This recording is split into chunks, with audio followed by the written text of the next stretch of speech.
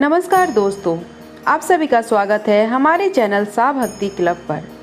आज हम बात करेंगे इस साल 2023 में वट सावित्री व्रत कब है।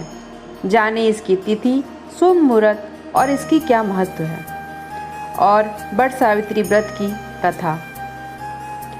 वट सावित्री व्रत, इस व्रत को महिलाएं अपने पति की लंबी उम्र के लिए रखती है। ज्येष्ठ माह के कृष्ण पक्ष की अमावस्या तिथि को वट सावित्री का व्रत रखा जाता है।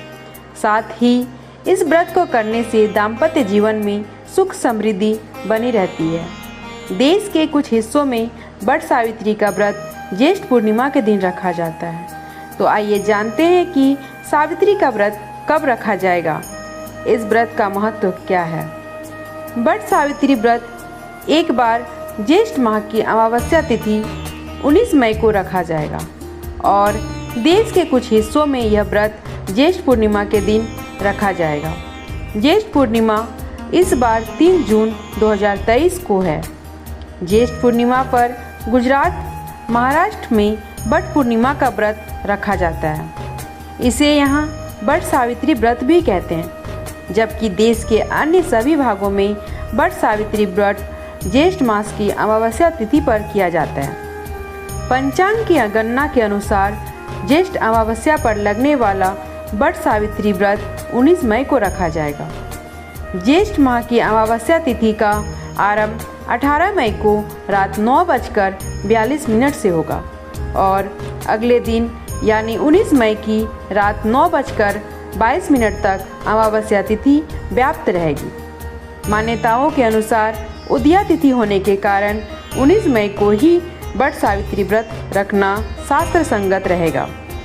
वट सावित्री व्रत का महत्व। वट सावित्री व्रत पत्नी अपने पति की लंबी उम्र की कामनाएं के लिए रखती है।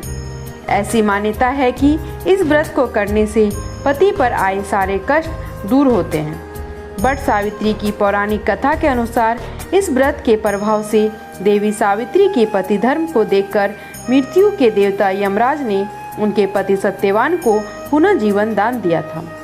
इसके अलावा इस व्रत को रखने से दाम्पत्य जीवन में आ रही समस्याओं से भी मुक्ति मिलती है।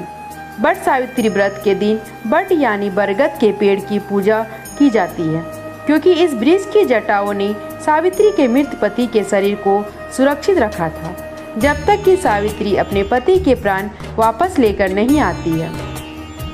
वट सावित्री व्रत कथा। प्रसिद्ध तत्वज्ञानी अश्वपति भद्र देश के राजा थे।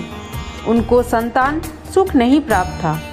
इसके लिए उन्होंने 18 वर्ष तक कठोर तपस्या की, जिसके उपरांत सावित्री देवी ने कन्या प्राप्ति का वरदान दिया।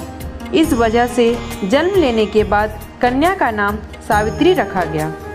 कन्या बड़ी होकर बहुत ही रूपमान हुई। योग वर न मिलने की वजह से राजा दुखी रहते थे।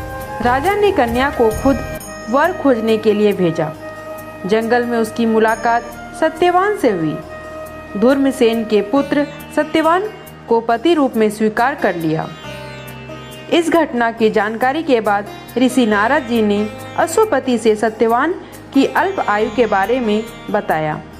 माता पिता ने बहुत समझाया, परंतु सावित्री अपने धर्म से नहीं डिगी, जिनके जिद के आगे राजा को झुकना पड़ा। सावित्री को और सत्यवान का विवाह हो गया। सत्यवान बड़े गुणवान, धर्मात्मा और बलवान थे। वे अपने माता पिता का पूरा ख्याल रखते थे। सावित्री राजमहल छोड़कर जंगल की कुटिया में आ गई थी। उन्होंने वस्त्राभूषण का त्याग कर अपने अंधे सास ससुर की सेवा करती रहती थी। सत्यवान की मृत्यु का दिन निकट आ गया। नारद ने सावित्री को पहले ही सत्यवान की मृत्यु के दिन के बारे में बता दिया था। समय नजदीक आने से सावित्री अधीर होने लगी। उन्होंने 3 दिन पहले से ही उपवास शुरू कर दिया। नारद मुनि के कहने पर पितरों का पूजन किया। प्रत्येक दिन की तरह सत्यवान भोजन बनाने के लिए जंगल में लकड़ियां काटने जाने लगे, तो सावित्री उनके साथ गई। वह सत्यवान के महाप्रयाण का दिन था। सत्यवान लकड़ी काटने पेड़ पर चढ़े, लेकिन सिर चकराने की वजह से नीचे उतर आए। सावित्री अपने पति का सिर अपने गोदी में लेकर रखकर उन्हें सहलाने लगी। तभी यमराज आते दिखे, जो सत्यवान के प्राण लेकर जाने लगे। सावित्री भी यमराज के पीछे पीछे जाने लगी।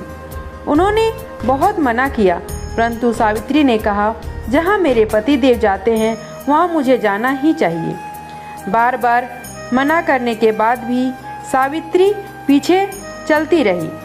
सावित्री की निष्ठा और पति का प्राण त्याग देखकर यम ने एक एक करके वरदान में सावित्री के अंधे सास ससुर को आंखें दी, उसका खोया हुआ राज दिया और सावित्री को देखने के लिए कहा।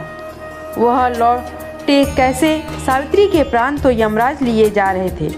यमराज ने फिर कहा, सत्यवान को छोड़कर चाहे जो मांगना हो, चाहे जो मांग सकती हो। इस पर सावित्री ने 100 संतानों और सौभाग्यवती का वरदान मांगा। यम ने बिना विचारे प्रसन्न होकर तथास्तु बोल दिया। वचनबद्ध यमराज आगे बढ़ने लगे। सावित्री ने कहा कि प्रभु, मैं एक पतिव्रता पत्नी हूँ और अपने मुझे पुत्रवती होने का आशीर्वाद दिया है। यह सुनकर यमराज को सत्यवान के प्राण छोड़ने पड़े। सावित्री उसी वट वृक्ष के पास आ गई जहाँ उसके पति का मृत शरीर पड़ा था। सत्यवान जीवित हो गए। माता पिता को दिव्य ज्योति प्राप्त हो गई और उनका राज्य भी वापस मिल गया। इस प्रकार सावित्री सत्यवान चिरकाल तक राज सुख भोगते रहे। अंततः पतिव्रता सावित्री की तरह ही अपने सास ससुर का उचित पूजन करने के साथ ही अन्य विधियों को प्रारंभ करें।